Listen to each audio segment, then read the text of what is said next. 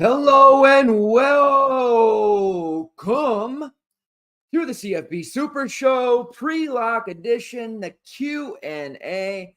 I'm your host, Walter Waddell, aka Deuce85, aka Mr. Leverage, Captain Leverage, aka the Niche Sports Connoisseur, aka Don't Call Me Late for Breakfast or Dinner, aka whatever you would like to call me. But let's get together. Let's win. Let's have ourselves a big Saturday, a nice little Saturday, one in which, maybe we'll be able to go to Home Depot. I don't know if there'll be enough time, but pretty little Saturday with the family planned, little Frank the Tank action there. If you know, you know. All right. It's an exciting Saturday, The last two Saturdays, we've run into some injury woes, some weather delays. We had an absolutely crushed week 0, week 1 and week 2 during the week. The weekday slates absolutely crushed those. Admittedly, not the best main slates for week 1 and week 2. Fully transparent. I always tell you this, what's up, win or lose. And I'm pretty transparent about who I'm going to play and what I'm going to do as far as line in the sand type plays. So, with that being said, the last two Fridays we absolutely dominated, and then it kind of came into Saturday and it had some poor luck happen. Last night we got absolutely torpedoed. That slate was awful. So being the superstitious being that I am, that should mean we're gonna absolutely go ham, as the children say. The kids of the late 2010s would say. I know the ones of today's age, they don't use that term anymore, but it's still one that I like to use. I think we're going to have a good day. I'm seeing this slate quite well. There's a lot of good discussions happening over in the FTN Discord. By the way, if you're not in that Discord, you're really missing out. FTNdaily.com. Use my code DUB for an additional 10% off discount. You get access to every single sport available. Our NFL team is killer. They had a monster week last week. Our MLB guys, including Jake Kucheck, are absolutely dominating, grinding it out each and every day. NBA is coming up. We've got, esports team. We've got everything you could possibly imagine. Of course, we're only a little under, 2 months from CBB season. So we'll have both college sports ripping and running and grinding and doing our thing. So make sure you get over there. That FTN Discord is where we place all the late breaking news, lineup discussions. We have a late night slate discussion where I post player plays there. Also, it's not just myself, Jake, or other providers, content creators posting in those. The other members of the community are posting news as well and talking and helping out. So it is a very, very, inclusive, and the community loves to help each other win money. So I definitely appreciate that. All right. Hey, yeah. I tried. Thanks for saying that, Jamie. The banner, it came out a little, when it got here, a little wrinkled up. Tried to smooth out a little bit as much as I could, but we're doing what we can. Got a new camera, so not so blurry in the back there. Got the cool little stuff in the back. Slowly going to be adding to that and the atmosphere. And when it's a CBB Super Show, I'll just be pulling that one down, and right behind it, there's a CBB version of the Super Show banner. So we have definitely upgraded here at the Super Show. Alex, a super fan of NC State, says Kansas State and Missouri for all the money. I kind of feel like that, actually. Last week, for all the damn weather that happened and delays, and we had some injuries, really a lot of people, and Jake had mentioned it, like the Miami, Texas A&M, the weather might be rough in that one. People are going to be scared of that. Most people stayed away. We did have a member who stacked it in GVP and actually took down a huge payday because it ended up being a shootout. Now, there's not the level of overlooking that game had on the Missouri-Kansas State game, but there's certainly a lot of people looking elsewhere. And I don't think that, guys like Will Howard, who I'm pretty high on, Luther Burden, who we love here at the show and the community, I think there's an opportunity for some points to be scored in that game. And last year, K-State, they rung the bell of Missouri tough. And that was with Adrian Martinez running the show at quarterback. And he didn't have the best day throwing the football, but he did score a rushing touchdown. And, of course, Deuce Vaughn went absolutely ballistic in that one. Missouri's rush defense has been porous the last couple of years.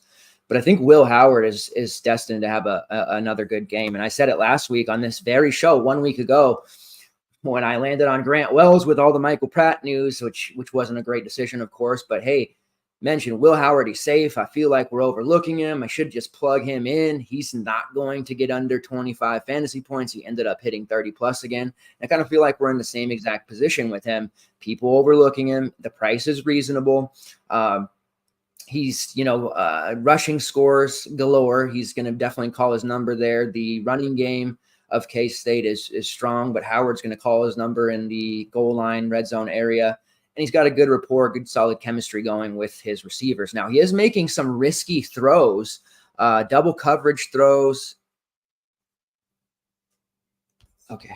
And just, kind of playing this way where his recklessness could make him or his owners hurt in the near future. But as of right now, he's doing very, very well. So I do like him, and I do like Luther Burden, of course. So if that game goes off, I think we'll be in a good position for sure.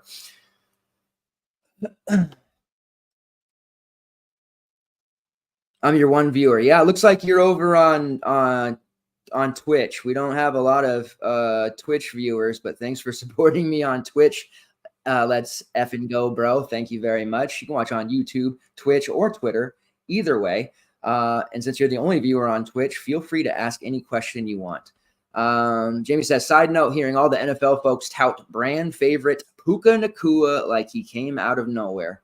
Yes, sir. He had himself a day against my Seahawks. Poorest defense, but it is nice seeing Puka Nacua get some love and seeing our baby boy, Mrs. Foley's baby boy, grow up. All right, let's get into the slate here. There is some news that we certainly have to look at. And a lot of the slate's going to be, and I'm talking about the DraftKings main slate, it's going to be determined by, some of this afternoon end games here. Michael Pratt's status is a game time decision for Tulane. Of course, if he were to sit again, it's not like Kai Horton would be in play, but it does make seemingly new RB1 Mekhi Hughes very intriguing at 4.6. He had over 20 touches last game against Ole Miss. Wasn't super efficient with them. It took him that long to get, or that many touches to get to 90 yards. But against Southern Miss, that should be an easier opportunity for him to do so. So that is one we will have to look at. We're also tracking, of course, the Utah Weber State game. Cam Rising, who it sounds like they're probably going to hold him out one more game so that he's ready for their beginning to conference play. What's going to happen there with that is Nate Johnson, who has catapulted from WR5 in the summer to QB2. Got my mind all over the place. It's a QB2 here and likely to starter if Rising is out. And he's getting a ton of hype the last 48 hours because he's only 4-5 on DraftKings. He's facing a Weber State team that he'll obviously be able to do some damage against. He is a dual threat, so the opportunity for him to rush for 100 yards and a touchdown is there.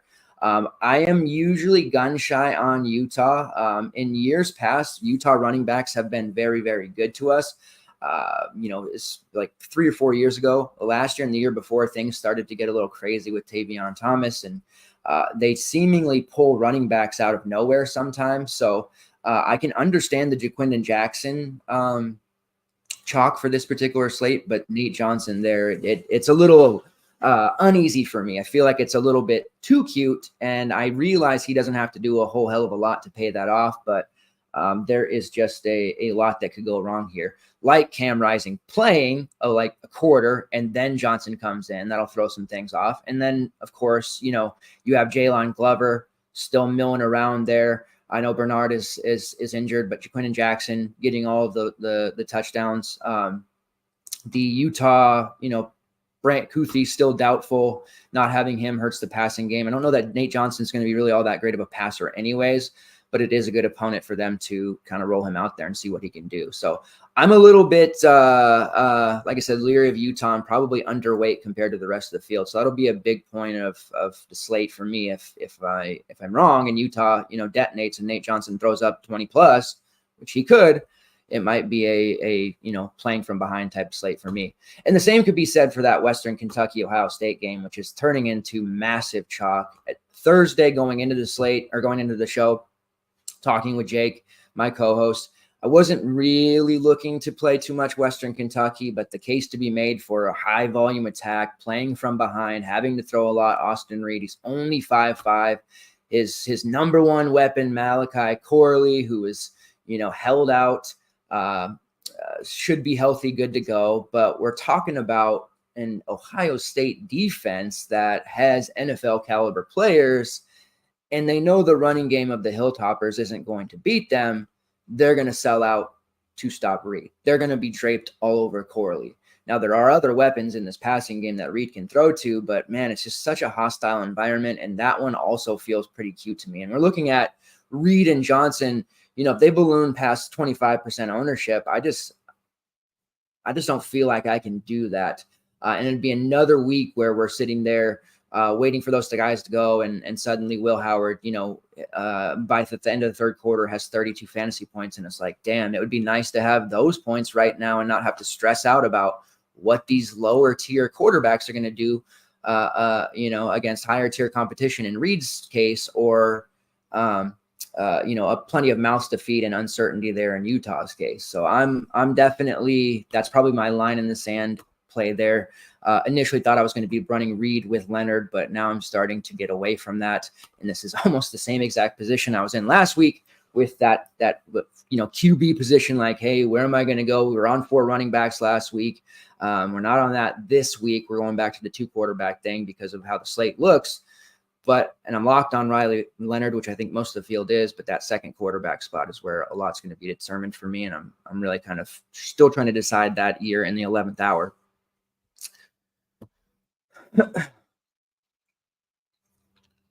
Prediction for Clemson FAU. I think that Will Shipley goes bananas, and Heisman hopeful, and the people that bet money on Klubnik being a Heisman this year does okay, but not great. So we'll see how that. I'm really, really down on that squad right now. Let's pull up some other questions here, but we'll just rehash. We'll start with core. Still pretty solid on the core. Riley Leonard, who is likely going to be one of the highest owned players on the slate, just has the easier matchup against Northwestern, of course. Their defense has looked poor. Their offense has been even worse. Their offensive line has been horrific. The main concern there would be that Duke just, they smack him in the mouth early. They don't let up. And then by the time the second half rolls, he isn't needed to do very much. And then you have 2 or 3 running backs for Duke scoring all the touchdowns. Definitely a possibility. The nice thing with Leonard is he's only 6'7". He's not 8'5". He's not 9K. So doing all of his damage in the first 2 to 3 quarters will ensure that he pays off here. And I like his prop a lot too. A lot of places is 220.5 passing yards. I do like the over on that one.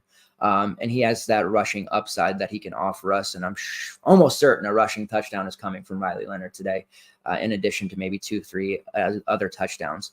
Now, this Northwestern defense made Gavin Wimsatt of Rutgers look not amazing, but he certainly was befuddling Northwestern. He was getting all the time in the world to throw, and he was running with confidence, and Northwestern just really wasn't able to stop him. So Leonard's obviously, in my opinion, better than Wimsatt. So I think he's on his way to 30-plus fantasy points with relative ease. Second core being Damian Martinez. We're super chalky. This is a week that we're playing the good chalk. Damian Martinez, less than 10 touches last week, still over 100 yards, giving us a game where, yes, they're over 20-point favorites, but they're certainly not going to be pulling Martinez, after the first quarter. I think 20-plus touches is an inevitability. I think as Oregon State gets into conference play and things settle in, Deshaun Fenwick, who has been taking a pretty large portion of the carries as well as the backup, will start to kind of fade into the background. And I think Martinez, his carry shares, which is 40% right now, starts to balloon up closer to 70%. So do not be afraid of using Martinez, even if a blowout does occur. He's only 6'4". Had he been priced where Braylon Allen is, to like 7'5" or closer to 8K, we might be able to entertain that a little bit more. And then the third member of the core, of course, is just here, eating that chalk. Should have a chalkboard with me. Jamari Thrash of Louisville, another misprice on DraftKings at 5.3. It's just way too cheap. 15 targets, 10 catches, 173 yards, just makes it way too easy. So those three guys still there. Now let's talk about chalk pieces that I am looking to fade. That may get us into trouble, but if you know me, and in the about 2 hours ago, you're starting to wake up over on the West Coast. I've actually been up most of the night, and kind of was being a little, not necessarily indecisive, but hey, there's a good reason to play this guy. Yeah, I could see this happening, and wasn't really drawing the line in the sand. As I've got coffee in me now, we're on the Q&A show. I feel a little better.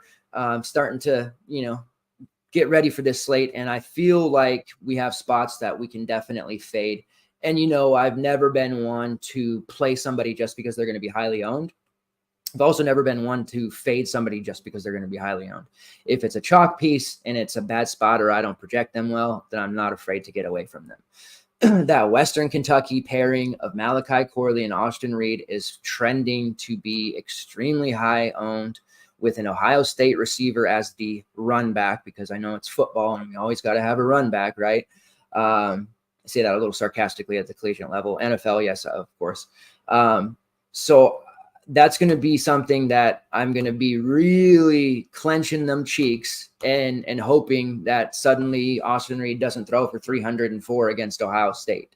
I think it's obviously a possibility, but we need to keep him. We're fading. We need to keep him under like 20 fantasy points. And at 20, his owners are feeling pretty good, but also the people that faded him are feeling pretty good as well, due to the fact that they did only price him at 5.5. I'm a bit worried about the Malachi Corley play just because I kind of see it setting up maybe like Deion Burks a little bit. And I know that's completely unrelated, but a cheap chalk receiver who underwhelms a little bit. Corley, they held him out because it was a lesser opponent. They didn't need him. I feel like, could he tweak something?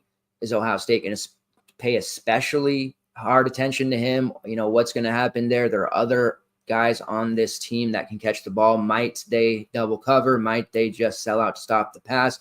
I don't know. I feel like the Buckeyes are going to rough these guys up a little bit. And then the second half is going to be really where we're like, okay, don't break a big one. Don't break a big one. But I think the first half, we're going to be feeling pretty good about the fade. So that is the first chalk fade where I'm really kind of like, hey, I'm underweight on these guys.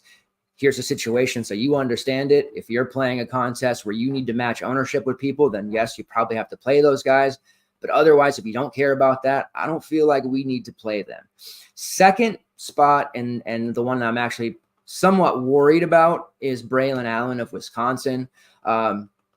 This Wisconsin team is a little tricky to figure out right now. They bring in, some coordinators and coaches who can definitely make the passing thing happen, which hasn't happened under the Graham Mertz tenure. They bring in Tanner Mordecai. They're playing a Georgia Southern team that they can absolutely score points on. They had a very tough game last week, a tougher defense in WSU, which led to them kind of abandoning the run. But it was weird because they still were running a little bit, but it was Malusi who was getting those carries, not Braylon Allen. And it was like, are they hiding an injury? What's the deal here? So 7.5, the price is not like 6K or 6.4 like he was, I think it was in week one. But he's certainly going to be on a lot of rosters, probably close to 50% in single entry, and maybe even that close in other, non-large field GPPs as well. I feel like the presence of Ches is hurts him, right? And then the fact that I think the Badgers are going to want to throw the ball a little bit more. The Georgia Southern offense can move. They can put points on the board. And theoretically, that would mean the Badgers, may want to grind clock, chew it up, and run the ball a little bit. But also, they don't want to be, shown up by the other team on their field. So I think Mordecai is going to be looking to pass. Jake Kucheck hit on this on Thursday. He's feeling pretty confident about the Wisconsin passing game. So that's one angle to play it. Can we fade chalk Braylon Allen because they're going to have Tanner Mordecai, throwing the ball up and down the field? Ches going to steal the goal line carries. There are a lot of negatives here for Braylon Allen beyond just like, hey, this is a great matchup. You can add to my AKA list, Mr. DVP, because I am very, very, I put a lot of priority on DVP when I'm building lineups and when I'm looking at plays. this is a great spot for Braylon Allen. But my God, man, there's just, 14 game slate we're staring at here. 5-6 legitimate running backs that could be in our main lineup. And I just don't know that I feel like I want to play somebody who's going to be 50% off that I'm not 100% confident on. The third spot is the fact that Penn State's offense is being supremely overlooked by the field. Illinois' defense has been rough. I realize this is a road game. So Drew Aller, being a youngster, might he get rattled on the road? I don't think it's that big of a deal. The receiving room that Penn State has, Lambert Smith, the chemistry that those two have. They have the transfer from FSU and McLean, Cephas, Maction, superstar that he was. Once those guys start to figure it out, he's got weapons to do damage.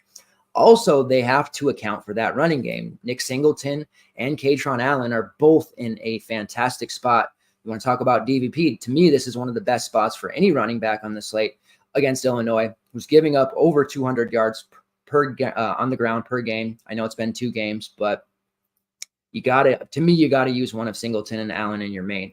And that's where it gets tricky, because if you're using Braylon Allen, you're probably not going to end up with that room for a Penn State running back. And we're looking at ownership of probably sub 15% on both. That especially excites me, because I think that we're going to have Singleton rush for a touchdown, at least one, 75-ish yards. Katron rush for a touchdown, at least one, 75-ish yards, if not more. So I'm willing to take that risk. They're cheaper, than Jaquin Jackson, Braylon Allen, Damian Martinez, who are really probably the 3 most popular running backs, which I'm using Martinez, of course. And I think that we can get away with doing that for a fraction of the ownership and still score the same, if not more, fantasy points here, and hope that Ches gets the touchdowns on the Wisconsin side. It surprises me a little bit that Penn State's not getting hyped more against this Illinois team. I think by about week 6, week 7, people are going to be like, yeah, we got to stack against Illinois, and they're going to be fully on board. It kind of reminds me of a few years ago when we identified the fact that Michigan State couldn't defend anything. And people were about 4 weeks late to that, and we were benefiting from it a great deal. And then by the middle part of the season, players against Michigan State were like 40% owned. Don't know that this is going to end up being quite as juicy as that, but it's definitely a situation where we're getting 2 very good running backs at a fraction of the ownership. Nick Singleton or Katron Allen would be the number 1 back in all of fantasy if they were on different teams. Let's say Singleton was on, Tulane, for example, with no other guys to really pilfer carries from him, and he got 25 carries a night. My God.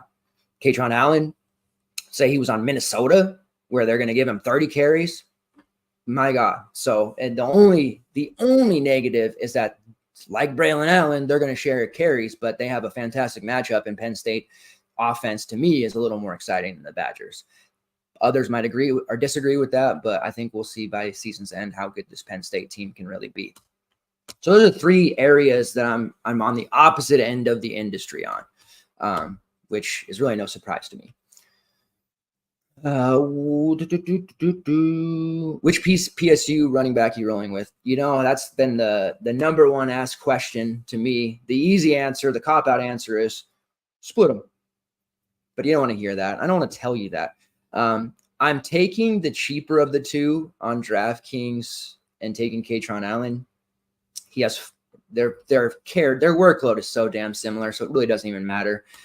He's got 4 more carries than Singleton. No big deal. Singleton has 4 touchdowns to his 1 touchdown, so a little bit more equity there for Singleton. It almost feels like Singleton has a tad more explosiveness, but Katron can definitely break a big one as well. The main thing is whichever one you decide to take, do not get discouraged when the other scores first. But I do lean on Katron Allen just because I'm getting a little bit of a discount, and I project both to be very similar. Like I'm not, knock on wood, I'm not seeing Singleton drop a 30 piece and then Katron put up 5. We're probably looking at both of them hitting somewhere between 18 and 25 at minimum, which I'm really happy with, especially for Katron at his price compared to what we're going to see some of these other backs get.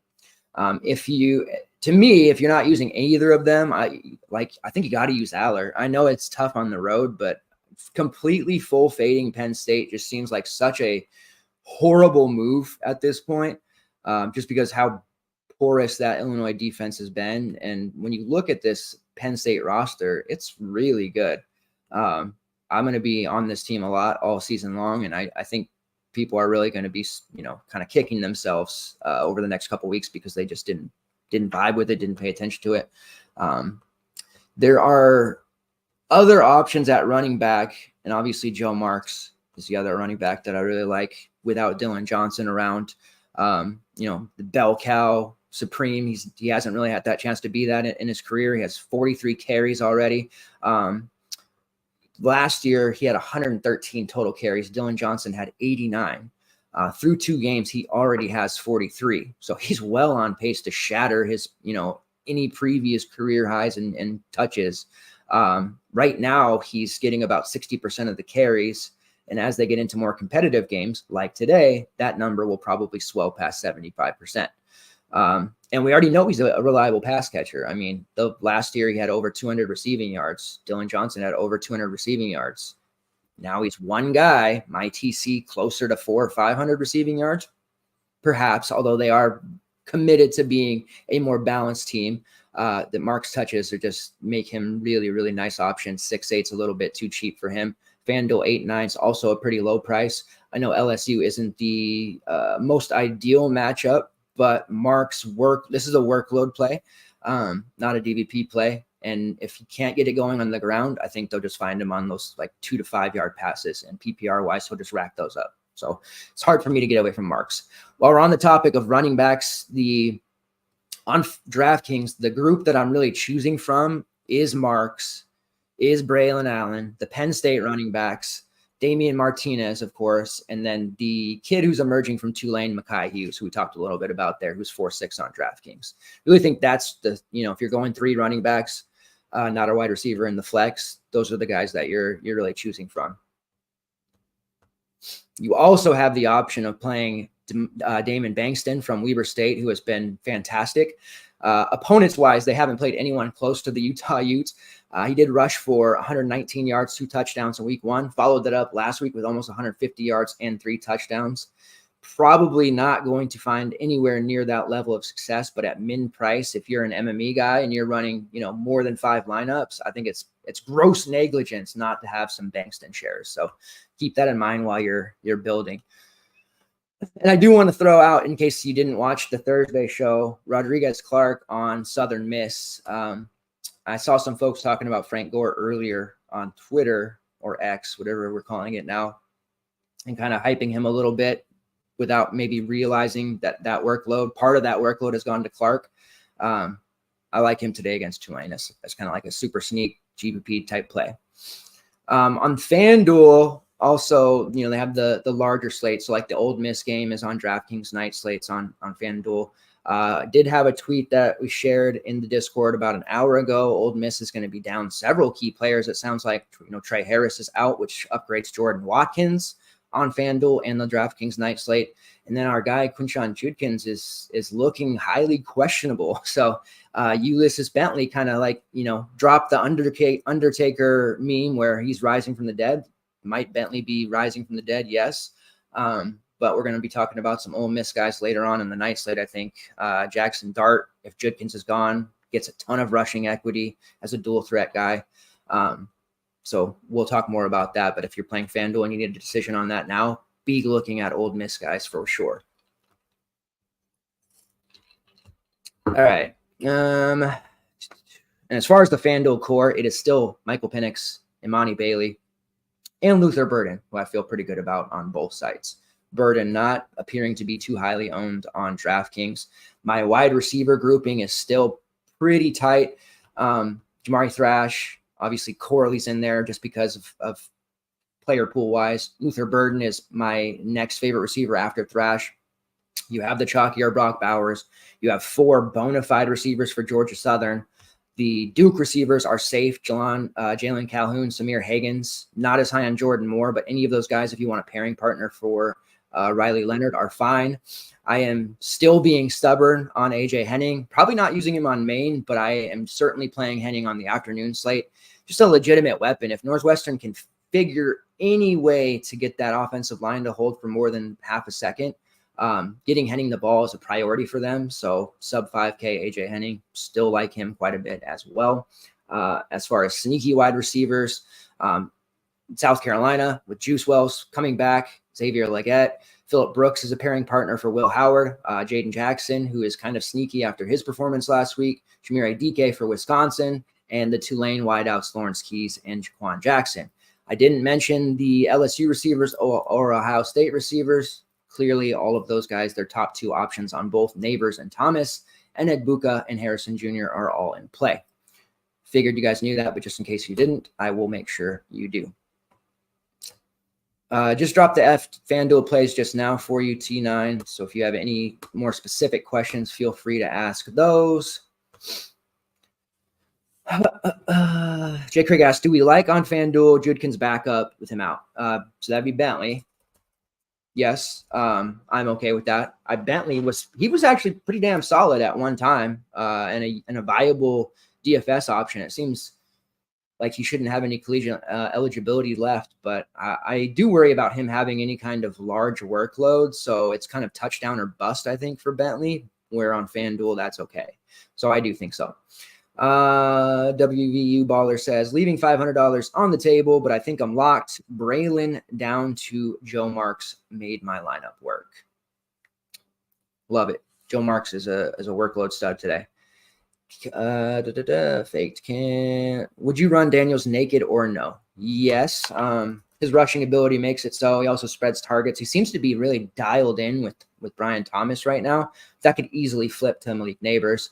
I'm not that into even, back to, it's so wild. We talked about this on Thursday, seeing Daniels be so popular now. We never really used receivers with him then. I don't really care to do it now. It's certainly a fine play if you feel like you need to, but with his dual threat upside, it's not necessary. Let's pull up some more. Is Bankston too risky of a play? No. 3K, I can't be too risky, although I wouldn't use him in my main. Luther Burden love, yes. The question that kickstarted it was earlier today. Are you worried about Braylon at all? Kind of gave those reasons already. People talking about that. That's going to be one that I think the whole industry is going to be looking at that one. I feel like Braylon Allen might decide the slate whether you take him or not.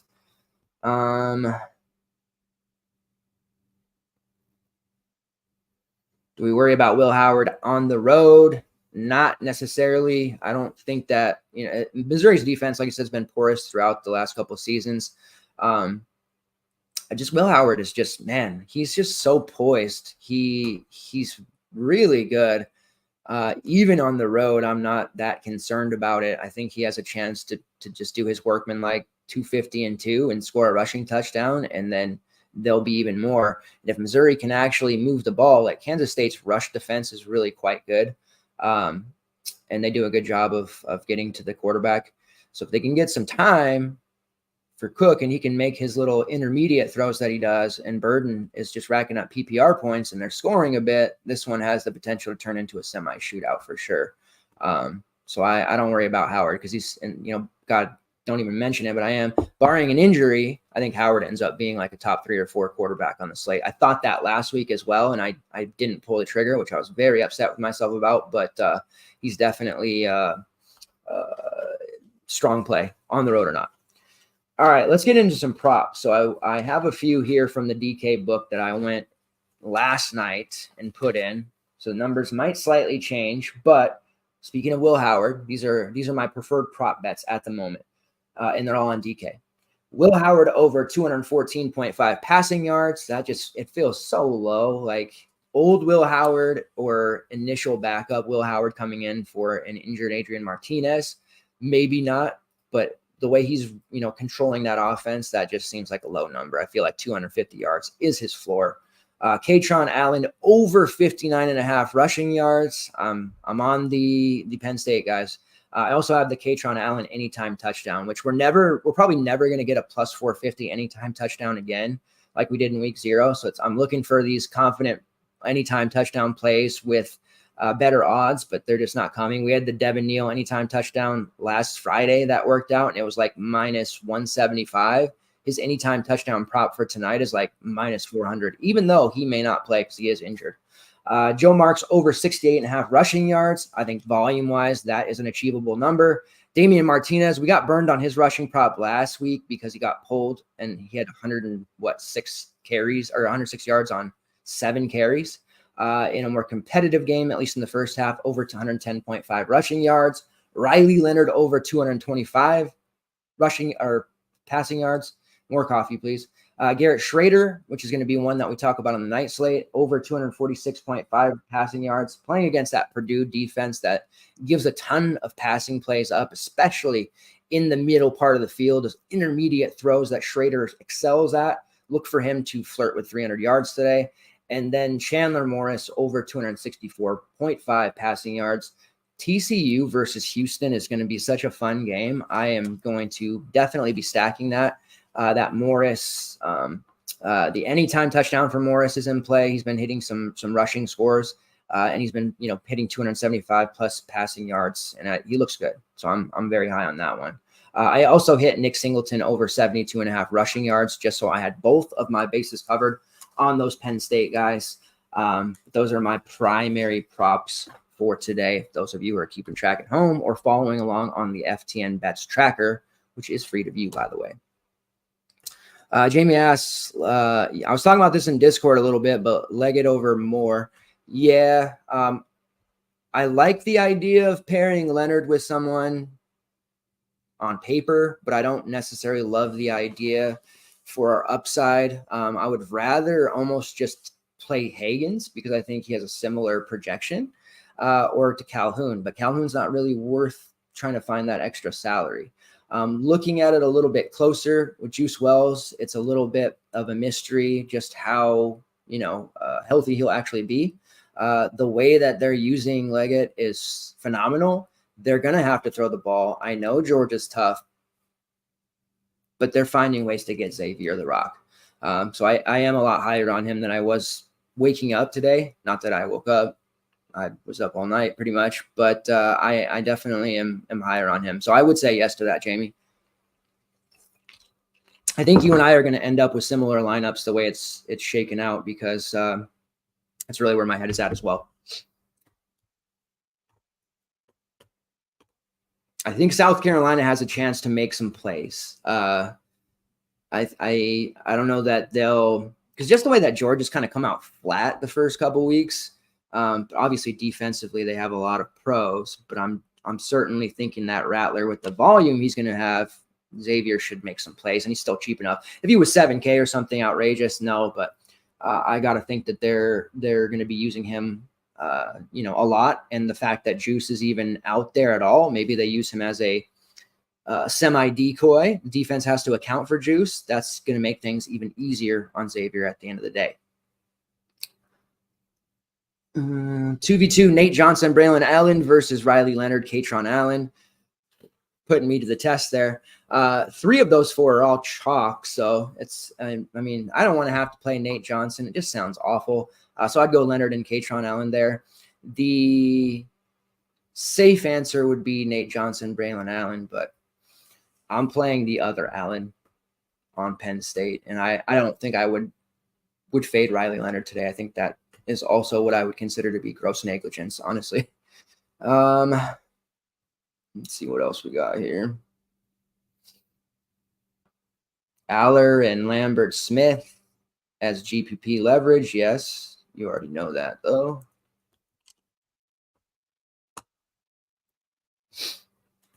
All right, let's just do a quick once over for news, and I think we can get ready to head out of here unless anyone else has questions.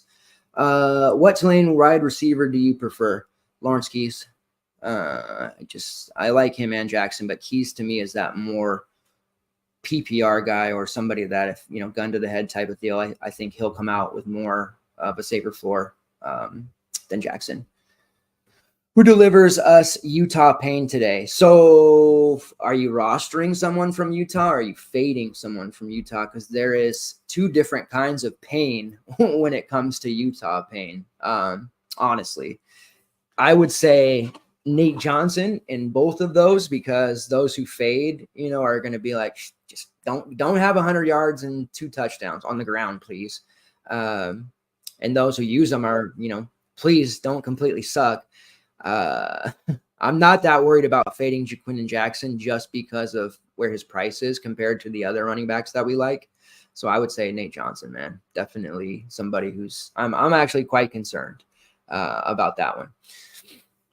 Favorite top 2 receivers, and then I have 7,300 left for DK Flex. So my favorite receivers are Luther Burden and Jamari Thrash. Thrash being everyone's favorite this week, right? But I'm very high on Burden in this matchup. I think they're going to I think he's getting 10 plus targets today. I really do. So those are my top 2. As far as the flex at 7,300, let's just double check here what we're working with.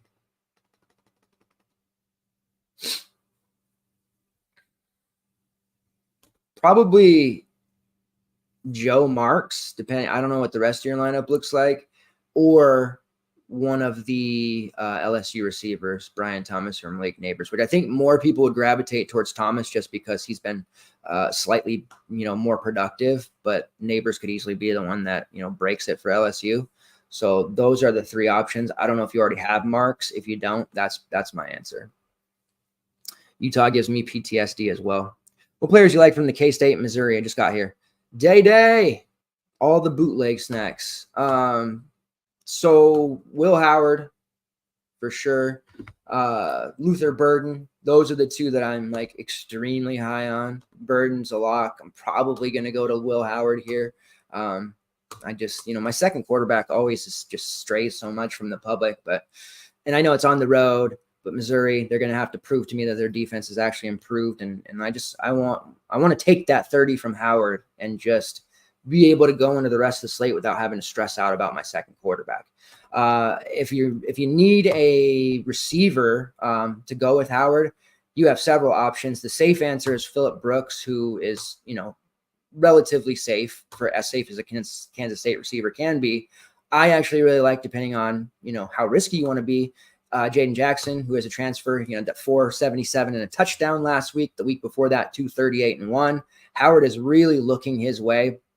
And when they connect, they're usually connecting for either a big play or a touchdown. Again, short sample, but there's something there between those 2. They've got good chemistry, and he's looking Jackson's way confidently.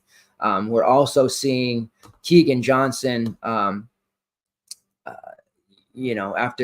not playing in the week 1, 3 catches, 25 yards, him in the mix kind of waters down the rest. And I do believe they're going to be looking his way a lot as well. And he's only 4.7. So you have some good GPP options, but especially if you're planning to do what some people did last week with the A&M Miami stack, Will Howard with a Jackson or Johnson, and then Luther Burden.